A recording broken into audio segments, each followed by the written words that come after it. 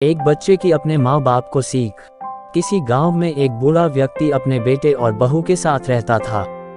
परिवार सुखी संपन्न था, किसी तरह की कोई परेशानी नहीं थी।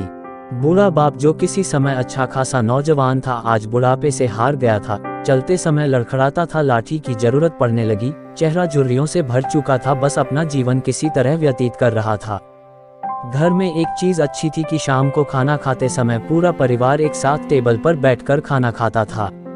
एक दिन ऐसे ही शाम को जब सारे लोग खाना खाने बैठे, बेटा ऑफिस से आया था, भूख ज्यादा थी सो जल्दी से खाना खाने बैठ गया और साथ में बहू और उसका एक बेटा भी खाने लगे।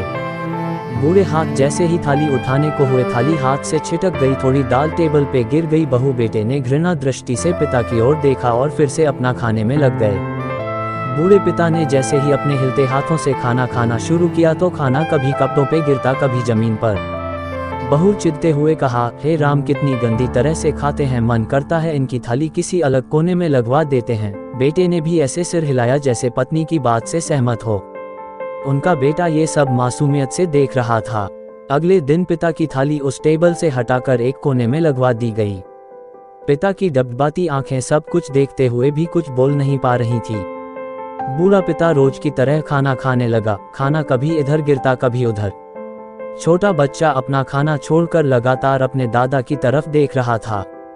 माँ ने पूछा, क्या हुआ बेटे, तुम दादाजी की तरफ क्या देख रहे हो और खाना क्यों नहीं खा रहे?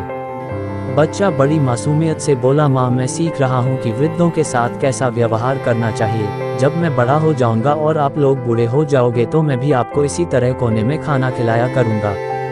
बच्चे के मुंह से ऐसा सुनते ही बेटे और बहू दोनों कांप उठे। शायद बच्चे की बात उनके मन में बैठ गई थी, क्योंकि बच्चा ने मासूमियत के साथ एक बहुत बड़ा सबक दोनों लोगों को दिया था।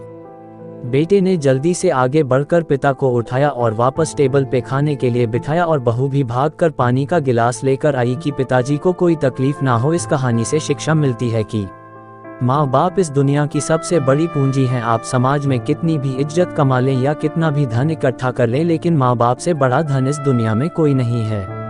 आपको हमारी कहानी अच्छी लगी हो तो प्लीज इसे लाइक करें और हमारे चैनल को सब्सक्राइब करें। धन्यवाद।